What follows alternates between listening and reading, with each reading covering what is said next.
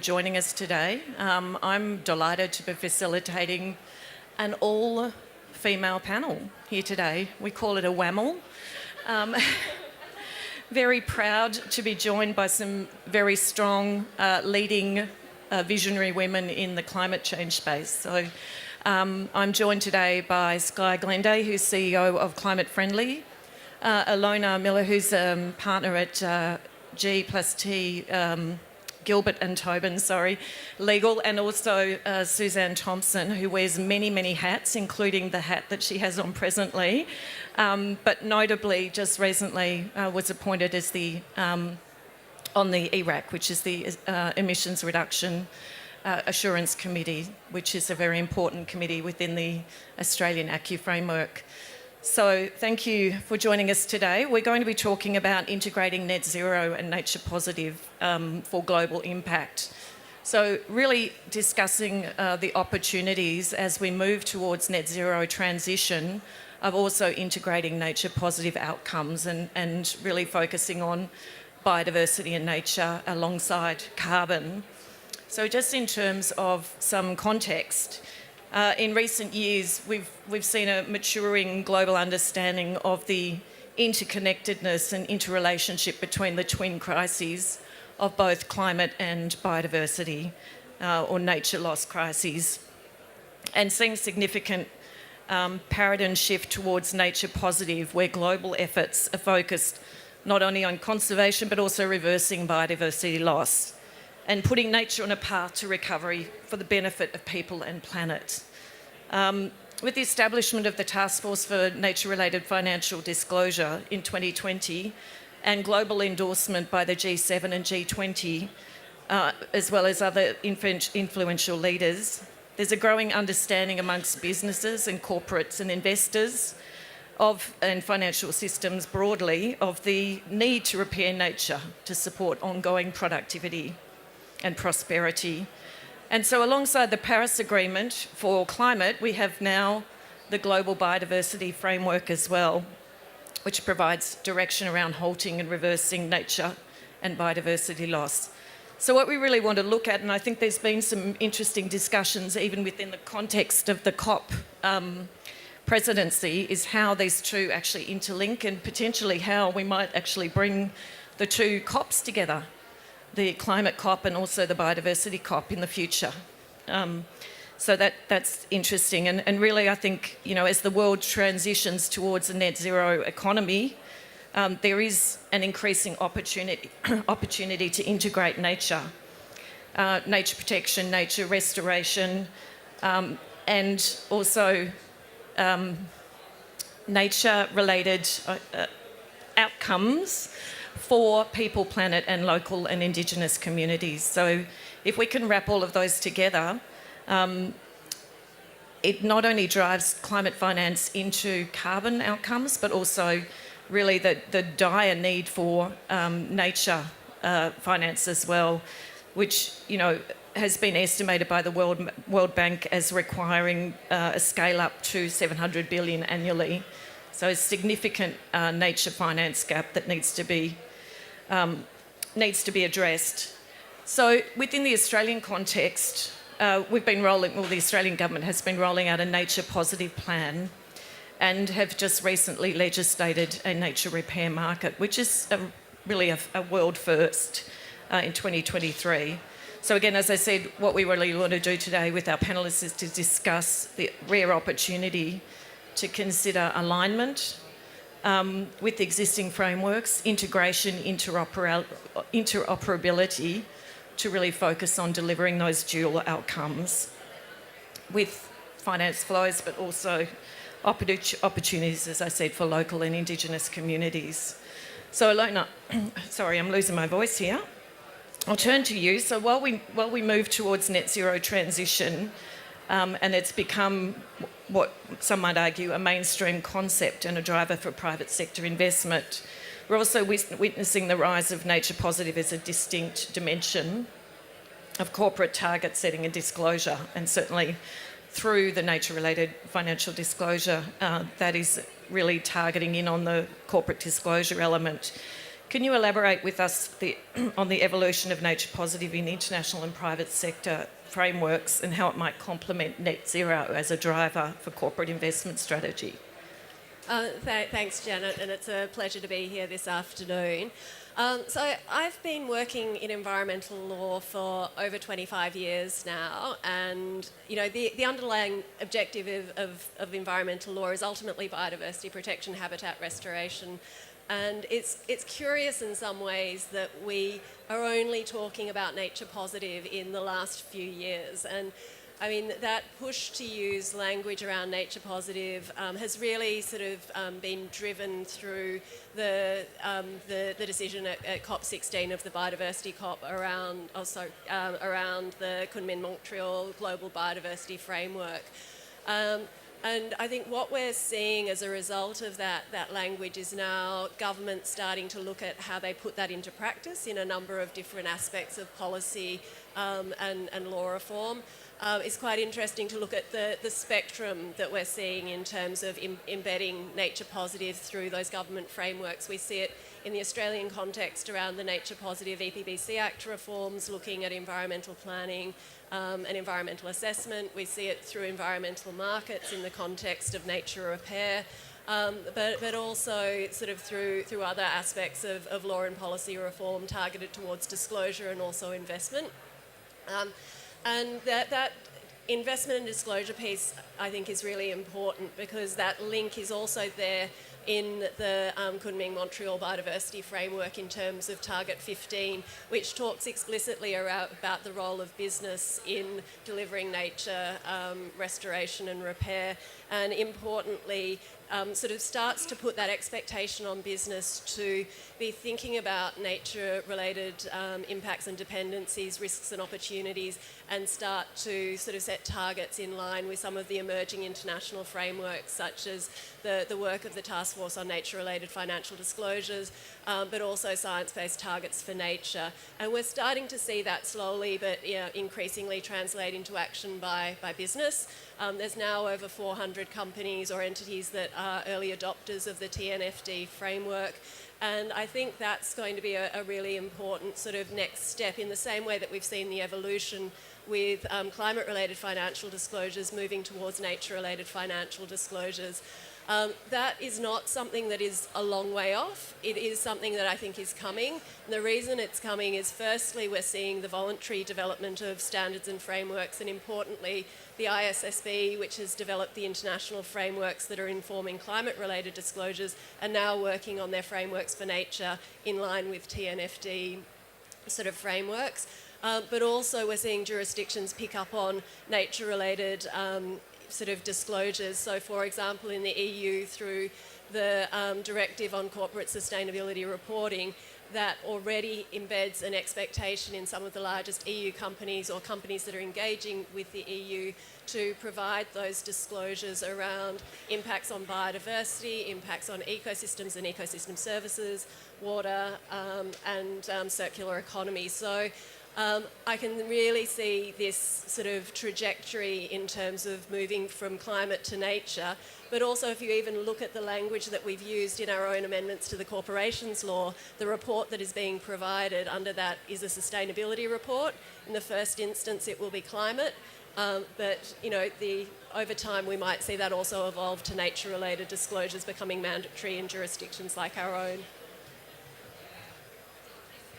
Do you think we'd ever see a time when those two will actually integrate? I think ultimately they will have to integrate because if you're looking at a transition plan that is a climate transition plan, arguably there will be elements of nature within that.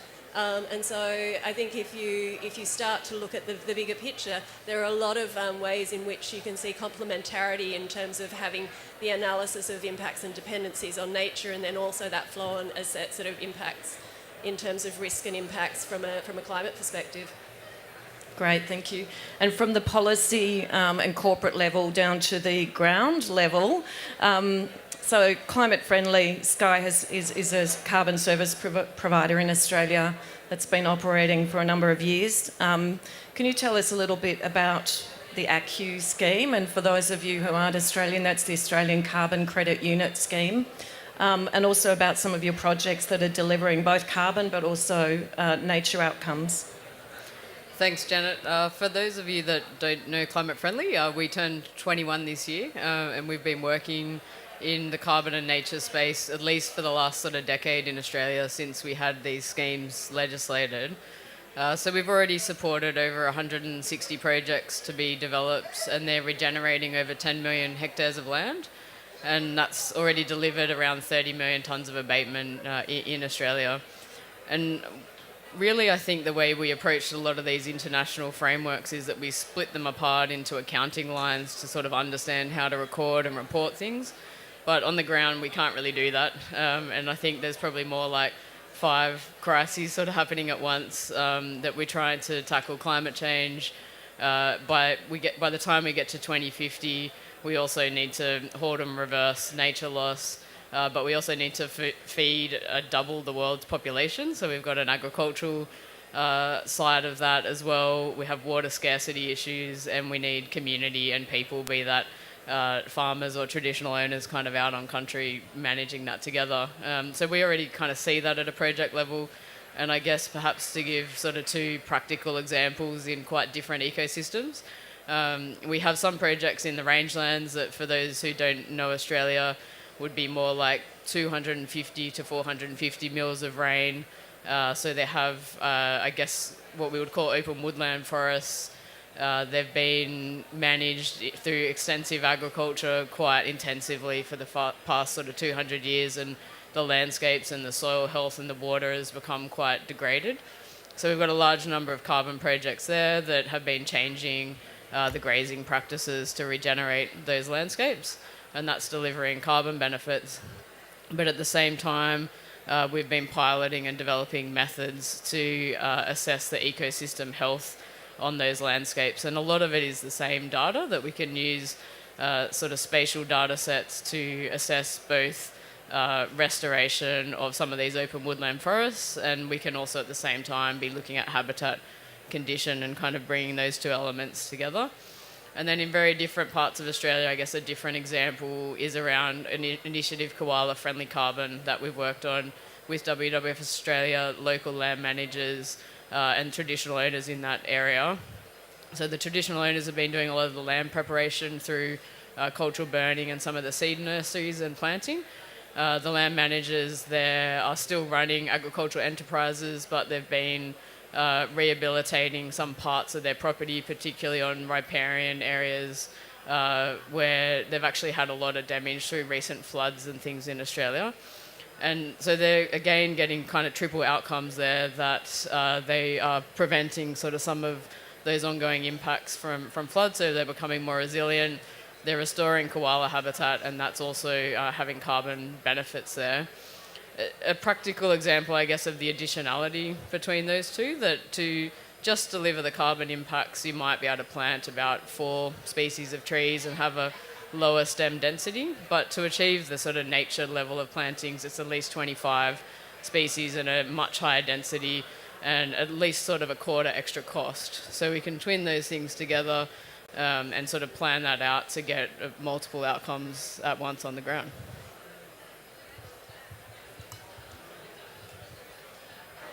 Thanks, Sky. I think you brought up a really important element there, which is the layering, and particularly, that carbon farming works in conjunction with nature repair, which works also in conjunction with agricultural practices. So, food and fibre are critical to Australia globally as well. So carbon farming can work in conjunction with those. It's not something that works in direct competition with. Suzanne, sorry to make you wait that long. That's all right. Australia has a thriving Indigenous carbon industry, and I think, for those of you who aren't from Australia, that's probably a surprise, and Suzanne can walk us through a little bit about how that works, but also really interested if you could explain to people how carbon farming aligns with traditional land and sea management practices and knowledge systems, and also maybe about your own carbon farming activities. Before I start, I'll just acknowledge the ancestors of the land that we sit on here in Baku, I'm excited to know, and I really want to go out there and have a look at their ancient rock art. Also, for me to understand how they connect to my ancestors of the land of the longest continual practice on this planet, you know. And with that, then I bring that knowledge and that wisdom that comes through. And I think when we ask the question about Indigenous people practicing carbon projects, and I think it's an ancient practice, and I think that all of our practices were about decarbonisation and circular economy, and everything that is buzz and new out here is something that we have continually done for the many millennia that we have as Indigenous people in Australia and survived. And we've done that because we've done that through an ancient law, a jukopa, our one law, our one song. And so I've got some slides here to show and to talk about, because I think it's important to understand who we are. And for myself, and being a custodian of a very sacred land, which is the coastline of the ancient inland sea of central Queensland, and what sits within that, and we know that if you know Australia, where dinosaurs are found, well, for my ancestors, they captured, and through all of our Dreamtime stories that we have, that everybody celebrates, it talks about the data that was captured by the ancients, that actually captured all of those climatic extinction periods that we survived through our dream times, through our stories and our law. And that's how we captured and governed ourselves across the land. So we had an understanding then, and of course then we also followed things like the Seven Sisters and the stars. And so for us, it's also how we connected globally across the world. And then I like to talk about then our songlines and how they weaved across the land, but also in a global sense. That's how they weaved. But how did we understand? And we understood this then through understanding our watersheds. And all of those watersheds are the things that then defined how we governed, because we understood the bioregions. But the stories were told when the continents were connected, and we are crucial. We are absolutely crucial, and it must be now that we are placed leading in this conversation as the continual cultural practice of this ancient survival of this very, very unique culture that lives in Australia. And this other one here that I've got is, so you've got the bioregions, or it talks about the watersheds. So I'm part of Lake Eyre, and in understanding that, all those mobs that watershed flows into Lake Eyre are all part of one value system. It's one life force. So that's how we governed. And if we start to reset and start to understand that ancient knowledge, then I believe that we can start to understand how two markets can come together. That's the carbon and the nature market.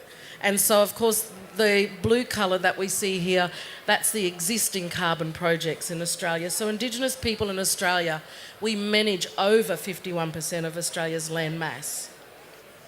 So that's something that we must celebrate. But we must also bring us into that journey and not separate us out of that. And of course, we know that we have current structures and systems, the Murray-Darling, and how they've already structured themselves. So we're structuring ourselves in these ways. And then, of course, it brings us to a broader one, which is the watersheds of Australia. So coming back to then where I live, and I live in central Queensland, and of course then when we started 5 years ago in the carbon market space, we were part of the Queensland Government's HIR, or Land Restoration Project, and we're delivering, I think we were one of 5 in Australia at the time of delivering a HIR carbon method. And I remembered attending the first Carbon Market Institute conference on the Sunshine Coast, and blue carbon was being introduced. And I'm sitting there because firstly I was excited that I had country back. That's the key. We must have country given back to us if we are going to be a part of this reality of surviving into the future. We're very lucky. It's 22,500 acres that we manage. It's a cattle property in the Desert Uplands rangeland region. And so, of course, then realising that them fellas, I'm sitting there and I'm thinking they've got a colour to all of the carbon practices, whether it's blue, whether it's green, whether it's brown. And then I realised as Indigenous people, what we do every day is the colour of the rainbow. We capture everything, but we're not just thinking about one thing. we're thinking about the holistic lens. Water, how we sustain water, hydrate country for drought proofing, how we're thinking about food for the animals, how we're thinking about everything within that intricate system. Our pollinators are important about our burning practices and the way we burn country. So I think in that, for me, it's important to understand and share then the practices that we do, picking up sticks again and cleaning country. And so I think for Indigenous people, when it's coming and thinking about the two markets, and if we're truly to be a part of the carbon and the nature repair market, then the two have to come together. And I don't think we need to think about how we complicate these two markets. It's simply our responsibility as grandparents and honourable ancestors of the future of how we're going to actually set that future for ourselves. So thank you. Thanks, Suzanne. It's actually a real change in mindset for a lot of people. We need to start thinking more holistically and perhaps stepping into your shoes on your country and understanding the way of thinking of those practices and de-siloing silos that we've built up for many, many years. And interestingly, speaking of silos within the government department, the ACCU scheme and the nature repair scheme are run by two different ministers and two different parts of the department. So again, let's de-silo and try and bring those together. Ilona, an EY report was released recently which was entitled Creating a Nature Positive Advantage. And that found that a nature positive suite of policy tools could increase Australian GDP by 47 billion per year by 2050. It's fairly substantial. In light of the nature finance gap that I talked about before, do you think public monies or government programs should be targeted towards outcomes that contribute to both climate and nature?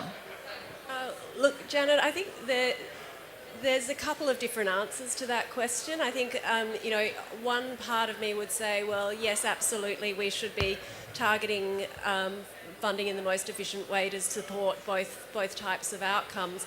But I also feel like we have done quite a lot to drive a business case for investing in climate. And there are pull factors with compliance markets and a number of mechanisms and policies that have been developed to support that investment in climate. We're still at the beginning of the road with that investment in biodiversity. And I think you also need a additional suite of policy measures and financing measures to provide that demand and that pull for nature itself. So just by way of example, many of you will know in the context of the carbon market, the government established the Emission Reduction Fund as a purchasing mechanism to drive investment and to provide effectively a guaranteed offtake for carbon projects when that scheme was really kicking off in the 2014, 2015. And that scheme has underwritten investment, significant investment in ACCU projects over the last 10 years. And that scheme now also, through the way in which the auction process is run, provides effectively a price floor in that market. I think if we want to really stimulate investment in biodiversity, nature positive, new project investments that are linked to tradable, instruments, then ultimately we also can benefit from having the government providing some of that stimulus and underwriting to enable the market in that respect. So I think there's been calls from certain groups to have a similar type of government procurement fund in the Australian context to drive that investment in biodiversity instruments. I would say that that's certainly one aspect and one mechanism that the government could pursue. There are also a raft of other ways in which governments can underwrite and support and de-risk investment in nature. And if you've been wandering around some of the side events that we've had across the COP, opportunities outside of Australia in other jurisdictions, debt for nature swaps, a range of different really exciting and innovative tools around blended finance and other opportunities. I think we need to be looking at all of these measures, but in almost every case there is a link to an aspect of government financing to underwrite that investment. And we've seen, feel free to jump in as well, Sky or Suzanne, we've seen some of the state or subnational schemes that are actually leveraging the ACCU scheme, which are looking to deliver through government procurement specific outcomes, and those are specifically nature outcomes. Yeah, look, I think interoperability and kind of integration of the schemes and harmonisation at the local and federal levels remains probably the top priority. As you said, we've got still, I think, about 5 areas of the department working on nature and a division on climate. We do thankfully have the one regulator, and so I think we have a good opportunity to interlink the schemes through that process. And I guess what we find operating on the ground is that there's a very big overlap in data sets and the work done to kind of actually get things moving and the outcomes on the ground. So it's typically about 20 to 30%, I guess, additional data to capture all the indices that we need on the nature side, whereas on the carbon side, we'd already have sort of a large package of that. So integrating that information set is kind of a key pathway. And I think, Suzanne pointed out that you've already been thinking for millennia in that sort of integrated way, but we really got a lot of work to do. And for us, I think that's why the integrated farm and land management method as well is kind of the next jump that we see. Historically, we created 37 methods under the carbon farming scheme, and that was really driven by Kyoto, that we had different accounting lines and we had to kind of break it into its parts. And since Paris, we've had more landscape accounting approach, and we're bringing things back together. And that's really what we're trying to do through the integrated farm approach, have modules, and people can pick the modules that are relevant to their particular piece of land and their land management goals, but really harmonising how those things work together so we can leverage the right outcomes. And then as a project developer, can you see the utility of the nature repair market and how that might align or interoperate with some of your carbon farming projects? Yeah, at the moment we largely see it as, I guess, enabling us to go the extra length. So I mentioned earlier, straight environmental plantings versus, koala habitat plantings, and that there is actually an extra cost. So if we can measure that extra outcome, then we can get the support, I guess, to implement the actions and generate the investment. We do think that the disclosures schemes that Ilona mentioned earlier are quite critical at kind of driving that thinking because the financial institutions, insurers, the supply chains are really wanting to know not just about the climate outcomes, but about, with the Task Force on Nature disclosure sort of wrapping up, they're anticipating those kinds of requirements and they're wanting to know how they're impacting across the spectrum, and that gives an impetus to gather that information. And once you know how you're impacting nature and climate, then you tend to start to adjust your management actions to kind of achieve better outcomes across the set. Are you seeing interest on the demand side then from corporates who are looking at this within the framework of, I guess, nature-related financial disclosures, but also mainly measuring their own impacts and dependencies? Yeah, look, we're seeing it has rapidly transitioned in the last 12 months, that there is, particularly through those financial institutions who are lending to agricultural producers, insurers who are increasingly really worried about their climate risk and the supply chain, particularly from a deforestation-free lens at the moment, but they are also thinking about climate resilience in their supply chains. So I think it's still early days, but we've seen a rapid sort of growth in interest. And so we have been piloting with a number of those institutions on the ground these natural capital reports that are the first kind of information source for that. We don't quite see the same demand for the nature certificates at this point in time. And so there are different, I guess, financial tools available that it could be through a decrease in mortgage or a better insurance premium, or a better supply chain purchasing model that might be a bigger driver than the certificates are important because it's a certification of the outcome, but not necessarily seeing that as a independent trading instrument at the moment. Great, thank you. Suzanne, you talked about or talked about rainbow carbon beforehand, which is really, bringing in these different and multiple and very important interlinked layers. How do you think we can turbocharge the ACCU scheme to deliver more of these really positive outcomes for nature, biodiversity, but also, importantly, local, rural and regional communities and Indigenous people?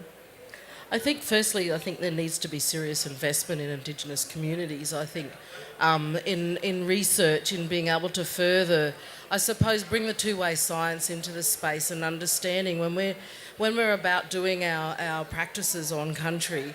And interesting about the koala, and I think we've got to move away from thinking it's a rainbow carbon, but it's actually a rainbow capture credit, because I think then if we start to shift that, then it's looking at more holistically on, if I'm thinking about the brown carbon, for instance, in soil, so how are we looking after our soils to make sure that whether we've got healthier farmlands or whether we've got healthier pasture for our cattle. And it's one of the things that we're looking at out on my property at Turraburra, but also realising through our cool burn and what is the value of the cool burn that we can add to that within that particular region, and the right way fire and what value does that bring, because if it's also helping to propagate and plants, and if we're thinking about fibre, if we're thinking about those farming practices. So I think it's unlocking, and I think there's got to be a huge investment.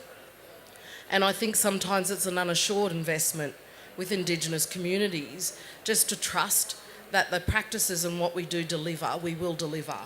And we do deliver in such a positive way. I think I'm very proud of a paddock that we burnt in August last year, it's full of spinifex and it's still holding green. And I have a lot of the farmers from around the region fly over that paddock still and wonder why it's still green, and I think it's because it was the right way fire and it was done at the right time. It is the only paddock that has still got healthy cattle sitting in it. We didn't take the cattle out. So it's that work that needs to be done. We're getting a flux tower put in so we can start to capture the right data, but I think it's about that, the right investment within Indigenous communities and land managers, and walking alongside us, and at times allowing us to lead in such a way. So I think then the rainbow, then, I think we can realise that, whether it's through, we're restoring artesian springs, and the springs on the property were used for dams and the walls put up, and of course there was a lot of interference in them, and a lot of them have dried up, but how do we actually recreate that wetland? Because the wetland's also helping us to hydrate country, which is giving us healthy pastures, which means we're getting healthy cattle. So then we're looking at all of the dung beetles and looking at, what happens with the feces of the cattle, and how that tells us things to whether there's we've got a lot of buffel grass in our area, and how we remove that. But and it's also, the right nutrients and stuff that we might provide for the stock, but also providing for our native animals as well. So I think when we're thinking of the rainbow, I think it's about looking at that holistic again. And how do we fast track that? Well, huge investment, Again, one of the things that I find interesting sitting in my role where I do sit, and also as chairing Queensland's Decarbonisation Hub, and we just rolled out a whole lot of the research for the next 12 months, and there was not one Indigenous project within that, and so that's problematic. So we've still got a long way to go when it comes to still trusting Indigenous people with our knowledge. There is this desire, but we're not a curiosity. We're real. We need to be, we must be, if we're going to survive, because I guarantee we will survive as Indigenous people. I guarantee that, because of our knowledge. But we're saying we want you to come along on the journey with us, trust us, and we'll show you how to do this and how to do it in a very simplified way, and that's whether it's through stories, but whether it's through some crazy thing of a rainbow, and then putting that rainbow into practice of those practices that we do when it comes to restoring country. So I think, to fast track it, I think it's unassured investment, and I think it's serious investment within Indigenous communities. And also I see, organisations that I represent, as well as the Indigenous Carbon Industry Network, which I'll, and the success of that and that investment into that peak body, to be able to then help support Indigenous land managers as well. So yeah, thanks, Janet. Well, you talked about trust, and I think it's an interesting notion in Australia. Certainly, when I grew up in Australia, I think we grow up with an inherent fear of fire. And, you know, that the landscape for us is without fire. For you, it's with fire. And I think for some of the people who are probably in the room here don't understand the notion of cool burning and right-way fire. So I wonder if you can just talk a little bit about that. Yeah, 100%. You know, and it understands our regions. Every mob has their practice, and it's also forging that relationship with them. But it's about a sense of a patience. So we've been preparing our escarpment country for the last 12 months before we burn. And every morning within our time we go up, and that was that last photo I had up there picking up sticks. So we're very mindful of the fuel load that will sit within that, but we're also mindful that we've been taken out of the practice for the last 230 years in Australia. So we have to remember that. Because when the settlers first arrived in Australia, they had in their diaries, and they talked about this picturesque country, like it was just looked like home in England, and the rolling green pastures, and great for farming, and great for this, and wow, it was beautiful. We don't see that now because the practice was taken away because of what we did as a practice. We cared for our garden because that's what our garden was, and we all had our patch. And that's why we say it's really important that it's not about buying land and locking it up for nature. It's buying land and locking it up for us to care for nature and that land. And that's the part we have to come back into that space. So it's about that patience. And of course, in Desert Uplands region, we burn at any time. So as long as we get anywhere between 10 to 20 mil of rain, we burn, because we know we've got, at least it's sandy country, we have at least 0.5 metre of moisture in the ground, so we can burn that. And it just slowly burns, but it's burning at the right time. And we don't have, on my property, we don't have drip torches. We do fire stick. So you're not creating a fire line, because that's greedy. That's going, wow, let's get that fire going. We've got to burn it, and let's get those blow torches out. We've got to get that thing burning. No. So and I'll see if I can find it, but there's a great photo that I show where we burnt wrong way, right way, and our neighbour in December. So we lit 6 spots on 5 kilometres of our escarpment country. And over 6 days it burnt, just slowly burnt its way through that 5 kilometres. Our neighbour burnt 4 days after us, sent me an email, because we tell our neighbours that we're burning. I said, do you want us to come over and help? Because he'd never burnt desert country before. He'd come from the Downs country, so he had no idea. He feared it. And he put 3 grater blades wide for his fire break between 2 paddocks. We have just our track that we go through. So we had no jumping of fire. And then, of course, he lit at 2 o'clock in the afternoon, and by 6 o'clock that night he burnt 2 paddocks out. Done, annihilated, crisp. And you can still see the evidence of that today. And that's why there's a fear with fire, is because of wrong way practice, because we haven't been asked. We haven't been asked of why did it look like that when you arrived here, and that's the stuff we keep saying, trust us and we'll show you and guide you in that process. So right way fire. And I don't believe that we would have these hot fires anywhere if traditional people globally were allowed to actually implement their traditional practices of right way fire. Thank you. And it's really interesting, there's some cross-cultural learnings with countries such as Botswana, where some of the Indigenous Australians are going over there and sharing those savanna fire management practices. So getting those traditional practices back in Africa as well. I know you talked about finance as well, and I keep on coming to Alona with the finance questions, even though you're a lawyer. So the UNEP State of Nature Finance report, the most recent one, recently just put a figure of $7 trillion that's being spent on nature degrading activities every year, which is a fairly substantial sum going into nature loss. How do you think we can redeploy or redistribute some of this finance towards nature positive outcomes? Look, Janet, with this question, I would probably take a step back and come back to, I guess, my pet topic for the day and for the moment, which is if you actually get companies coming back to doing their analysis of nature impacts and dependencies and putting a value on those impacts and dependencies and then looking at that through a lens of financial risk and opportunity, I think that's the very much a starting point to at that company by company level start to identify what is the true cost of nature degradation and what are those true impacts. And then if that is then incorporated within the broader disclosure frameworks and is being analysed and looked at by the investors, by the banks that are providing finance, by governments, by regulators, that's where you'll start to see that switch and transition to say, we've spent $70 million on nature destructive practices.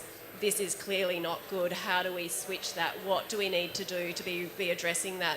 And that can be actions within a company's own operations and changing the way in which they conduct those operations, but also looking at how a company can invest in nature positive action more generally. So I do think that there is an element that comes back to those disclosure frameworks and importantly measuring, quantifying what those impacts and dependencies are so that you can then sort of start bringing that into business planning and investment.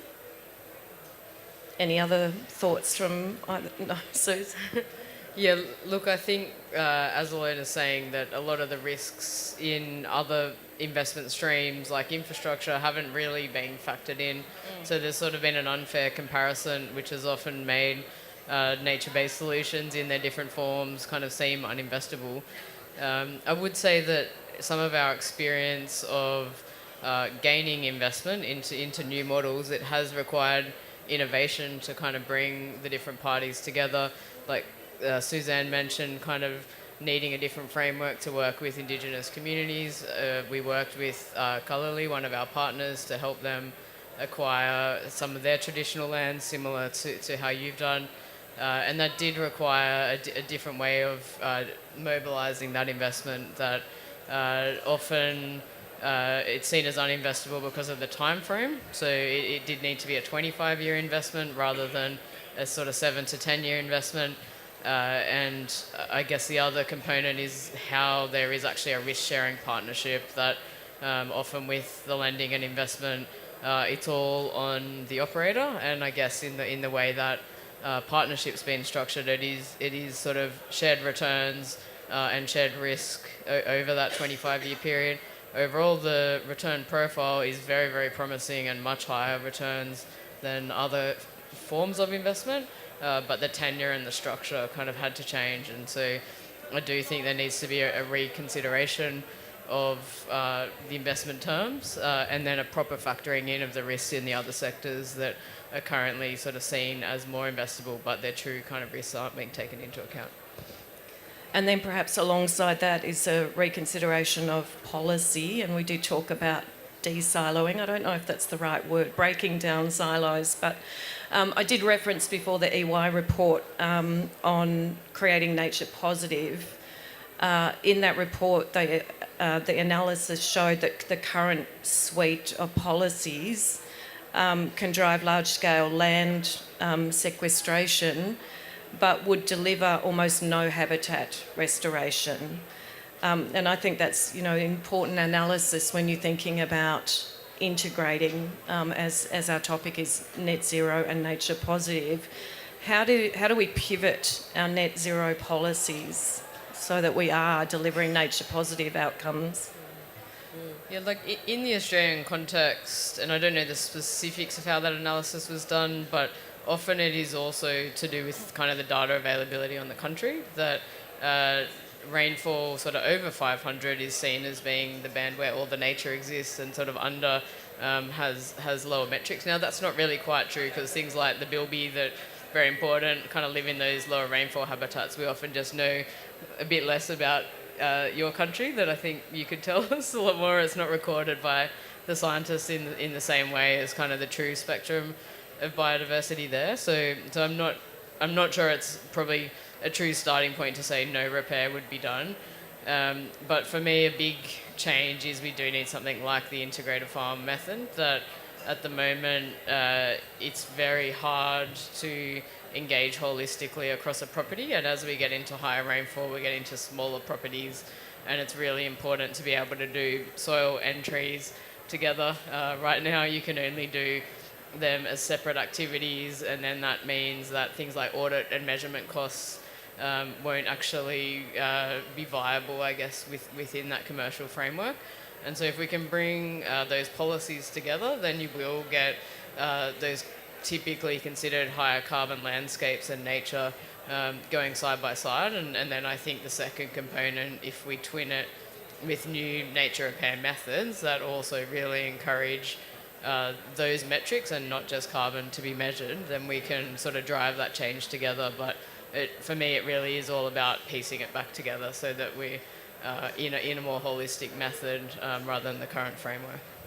And I think it's also being really mindful of the methods, and I know that there's a couple of methods, and one of the ones, and again it's about, and I'll say the failure of including Indigenous knowledge within methods and what that looks like. And if we're thinking about, I went out as part of the role with Iraq is going and looking at methods, which, taking on the role for me was, I can't approve a method, I'm not a scientist, I need to go and have a look at it and I'll figure it out from that point if we're going to. And so that's what we're doing now as a committee, is actually going to visit some of the spaces. But if we're thinking about tree planting, for instance, and I know there's an environmental planting, that's morphed up, but the thing that concerns me about that is it requires infrastructure and it requires water. And so it's still an issue, and there still needs to be a huge investment in that. But by simply doing a good cool burn and understanding the environment, that's where unlocking the Indigenous knowledge and understanding that. Because what I see when we're burning, and of course we've created a monoculture of our wattles that have come back, of course we're going to do that. But if we're patient again and we go back and burn again and we get it at the right time before the seed drops, then we're going to lessen the seed stock and the seed bank. So therefore the monoculture is going to remove itself. But it's also the knowledge that Indigenous people have when it comes to our supermarket or our homemaker centre, when we see our whole environment, the plant, the medicines that it provides us. When we think about the cosmeceutical, pharmaceutical opportunities within Australian native botanicals, and when we think of the food that it can provide, but also the fibre that it can provide. We're looking at fibre and things like coconut, we're looking at bamboo, we're looking at hemp, we're looking at all of these things that need water. But through our practices and farming practices, we're able to create this fibre, when it comes, because we're creating string from it, we're creating all the fibres that we needed. So there is an opportunity, but we didn't need those resources of putting in the infrastructure. So again, it comes back to that investment into Indigenous communities and that knowledge and valuing that knowledge that we have. Because I think we're doing a project, and I'm sort of going off track a bit, but there's a shortage for antibiotics in the world, and so a soil carbon project, soil scientist project that we're doing. And so for us, it's like, okay, this is all in the soils and things, but if we start to care for the soils properly, then we start to understand our botanicals and the plants that we have within those, and the practices, but also the toxins and the processes for those toxins to get out. That's another knowledge part that we can bring to the table. So I believe Indigenous knowledge is just not one. I believe it's a whole lot of things that we can bring to the table when it comes to that. And what does investment put on that? I often think about, what is our cultural currency? What value do we actually put on cultural currency? What is that there? What value do we put on the ability of Indigenous people in Australia to be able to create rain through rainmaking ceremonies, which I've witnessed, to be able to break droughts, to be able to do those things? And if we look at early settler records and stuff, for them witnessing that and experiencing that, coming back, and of course, funnily enough, it came back to a connection to our rainbow serpent, and that connection to our story, but that understanding and belief in that when they did those sorts of practices. So there is a good balance and there's lots and lots of money needed. But perhaps, yes, it's needed, but probably sent in the wrong place. And perhaps it doesn't need to be as much and it doesn't need to be so complicated. Again, it comes back to valuing Indigenous knowledge. And I guess taking a step back and looking again at that strategic ecosystem approach, it's integrating the healthy country plans and also the NRM regional planning as well. Because at the moment we have a lot of carbon projects that don't interconnect. And ideally we want to be connecting country and creating wildlife corridors and the like. I do want to open up to questions from the floor. Do we have any questions? Do we have a mic?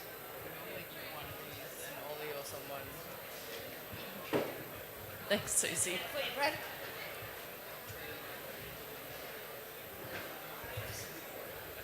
Hi there, my name is Brad Kerrin.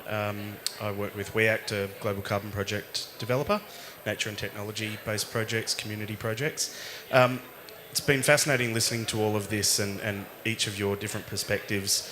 And I've just been staring at the title up there, Integrating Net Zero and Nature Positive, and it's made me thought about some of the drivers that have impacted net zero commitments from corporates and what's driven some of that activity from the top down, which is TCFD, understanding risk of climate, and then the shareholder activism that's impacted boards and fiduciary responsibility, all of that stuff that's then driven top-down climate action. I'm wondering, perhaps from you alone in your experience, where nature sits in that, what is there that can actually drive company decision-making at that board and governance level to start making changes? Great question, Brad. And for those of you who are sort of not active in the legal space, you may or may not be aware of a series of legal opinions that have sort of been iterated in Australia by some very senior leading barristers on basically directors' duties and obligations in terms of understanding and addressing climate-related financial risk. So first series of opinions by Noel Hutlius and Sebastian Hartford-Davies came out 2016, 2019, and then I think the most recent one was 2021. And over time, they demonstrated that as corporates had an increasing understanding of climate change risk, it started to integrate into their need to understand what that risk meant to their financial performance and their businesses. And directors who have, in the Australian context and in other countries, obligations as directors to properly manage the act in the best interest of the company and to manage financial risk. As they became more and more aware of those risks, they were under a duty to take those into consideration and to act on them, and that meant to develop strategies to manage risk. So we've seen that legal pathway play out, and we now actually have a case in the Australian context going through the federal court, which is testing that obligation in terms of directors' duties. So this duty is now being litigated, and we've seen similar sort of shareholder activism in the UK on that point as well. To bring that back to nature, I think it was 2023, a legal opinion came out in a similar vein to the climate-related financial disclosure piece, looking at nature-related risks. And again, as there is a growing understanding of those risks to the company, directors have a legal obligation to take into consideration those risks and therefore act in response to them. So I think that is something that we will see play out in terms of the boardroom. And as directors sort of understand that there is a legal obligation, a compliance obligation to take into consideration these risks, that will sort of influence behaviour. Any other questions?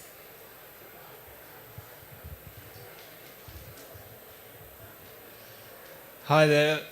We're starting to see, some sense of climate and nature positive being put in opposition to each other, where, for example, we'll need to put wind turbines on the top of hills, and perhaps that's some of the country that is least productive for farming, so it's probably a bit of a nature refuge. You're starting to see transmission lines being built across the country. What do you, is this potentially sort of the solution to that in terms of dealing with it holistically and trying to kind of marry the two sides together, or do you think it's, there is more cleavage to be sort of exploited by people who don't want to act, or they only want to deal with one side of the equation? I'll make a start. I think some of the camps are also just entrenched in a bit of misinformation still, so that's never our friend. But I guess, again, that's where some of the natural capital accounting work that we've been doing, I think, is really valuable. You basically can help map out your natural assets and make those choices. And it is true that occasionally we're going to have to trade off and make decisions. Often we don't, is what we sort of find out in reality when you're looking at a property plan. One of our koala-friendly carbon projects is a working cattle farm. It has beehives, it has Davison plums, it has macadamia orchard, and it has newly established rainforest that is next to the last remnant big scrub, and it's increased it by 10% through its own planting, as well as a koala corridor. So all of that's on a 250 hectare property, and they just did the planning. So I think sometimes we make a lot of assumptions about the trade-offs, whereas if you actually get into the natural capital accounting, look at the property, look at the assets, you can do a lot, maybe not everything at once, and maybe we will have to make some tricky choices. For the first time recently, we're seeing renewable and carbon farming and nature projects happen in some of the same spaces. We hadn't seen renewable infrastructure in some of those parts of northwest New South Wales, southwest Queensland before, and it is starting to emerge. But again, I don't think they're incompatible. The sort of footprints of those renewables in those landscapes are smaller than opal quarries that have been happening there for a really long time. And so it's a very minor trade, like it's not maybe no trade-off, but it's a very minor trade-off. And so I think if we sort of dig in the trenches, we won't get there, but if we actually do some of the landscape planning, then we can make pretty informed choices, and the trade-offs might not be as big as they're being made out to be. I was going to say, and again, I think it's bringing Indigenous people into that space. We are the balance. We have the understanding, and with the renewables, we're not necessarily in that conversation. Yes, there's big investment in there, but again, it's understanding our land. It's understanding, what's going on in that space and how does that balance out. But I think, and again, I'm quite fascinated by this whole renewable space, and I'm going, it's just a renewed way to do power, Suzanne, because they're still going to have to dig stuff up. They're still going to have to do. And so it's about watching that space. And, I love sharing, there's two little facts, that in 1925, there was only 35 people in Las Vegas and only 890 cars in America. It's 100 years ago. We're about to set the next 100 years ahead of us. We have to think about it. Not just jump and run because it's something really cool, but really, really think about it. And should we be more focused on place-based? Should we be more focused on our local regions and our communities and thinking about how do we sustain our regions? Because the cities are getting so big and they're growing and they're needing so much in the regions. Should we be flipping that? Should we find a way, when we're thinking of urban design and the sprawl and all of this other stuff that comes into play, should we start thinking about those sorts of things? I often think about to myself, and I'm thinking about landfill gas method that we went to visit last week, 2 weeks ago, quite fascinated with it, but the opportunity that it has to produce as a circular with the waste out in the region, but to power its local community. But then the aspiration that there is 3 generations perhaps of local people knowing that that's where they want to be. They want to sustain the region, coming back to the village, coming back to what we used to be. That's how we sustained. That's what Indigenous people will bring to the table when they talk about that, why we looked after our patches, or why when I put the map up of those structures, because that's about our nature, that's about understanding all of the biodiversity, soil types and things. But then is it the wind, is it all of those things that we start to think about? Because I think, yes, they're here, but we have to be really mindful, because remember, only 890 cars in America 100 years ago. It's a good point, Suzanne, because if you project forward and the closer we get to 2050, I think the more we're going to see land use tensions, and that's where this strategic ecosystem approach needs to come in now to ensure that those are not trade-offs and that there is actually, strategic thinking about this. And I think even now it frustrates me when I see renewable exclusion zones. And the planning doesn't allow any other activity apart from renewables. That's crazy. We need to really move forward where we're allowing in our planning laws, and we've strategically thought about how to do it. Different activities, different layers, rainbow carbon, rainbow activities, pharmaceuticals, cosmetics. We talked about quite a lot of things going beyond net zero and nature positive today, but I think that's really the message, is that, we need to start doing the planning now. We are actually at time, but I just wanted to project forward for each of you to give us kind of a projection of the future of what you think nature positive and net zero integration might look like. Suzanne, I might start with you. Oh, it's all under the rainbow, really. Firstly, for me, I think projecting into the future, and I know as an Indigenous Australian, Aboriginal Australian woman, into the future, I see that we're leading in that space, but we're sitting with all of our other global Indigenous communities around to lead and to guide with our ancient knowledge and practices. So I see that into the future. The other question I was asked that a little while ago, into the future, and just to shift it just somewhat and put a bit of a spin on it, I think I'll be the augmented avatar inside my great-grandchildren's chip. Just saying. Ilona. Oh, look, I don't know how to follow that, but I would hope that if we're looking into the future, what we're seeing is mutually reinforcing ambition, and that, we can just keep leveraging sort of the investments into nature, into climate, so that we can achieve those twin outcomes, by 2050 or before. Ultimately, we've got to see investments in both, and that should be sort of, as I said, mutually reinforcing as we develop and design our policies to achieve that. For me, I think it is more about that integrated thinking being the norm. Your term of place-based accounting and our kind of Western term of natural capital accounting, I think, are the same thing. We just had to reinvent it ourselves. So if we can kind of bring that back together, because it's really about just reading the indicators of the land and the knowledge of the land to help us plan it. So hopefully that's just standard by then, and we've cracked it.